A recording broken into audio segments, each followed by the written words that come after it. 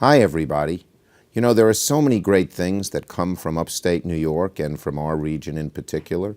One, of course, I think of is Tom Coughlin, the great giant coach. But most people outside our central New York, Finger Lakes area don't realize that the first Memorial Day happened 150 years ago in Waterloo. And the idea of paying solemn tribute to the members of our armed forces who have given their lives for our freedom and our country is so great and so important. And it's not surprising that it started right here in the Finger Lakes region, where patriotism and volunteering for the armed forces has always been a great, great thing that we do. So I want to thank the many veterans gathered here today for their service to our country. Ever since the Patriots put down their plows and took up muskets on Bunker Hill to create our freedom, our country has been blessed by those who are willing to serve. When they come home as veterans, we have to remember them. So this outpouring of veterans here on Memorial Day is so gratifying.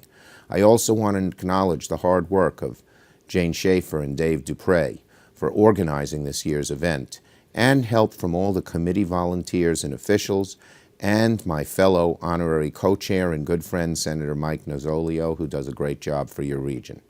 Now, as most of you know, in the early months after the Civil War, there were many communities like Waterloo that had sacrificed so much and lost so many.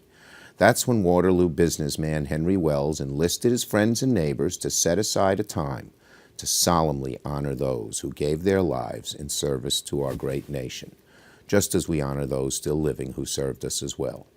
The tradition started here in Waterloo by patriotic residents, and it spread across the country. 100 years later, in 1966, the Congress passed a resolution signed into law by President Lyndon Baines Johnson to recognize Waterloo, New York, as the birthplace of Memorial Day.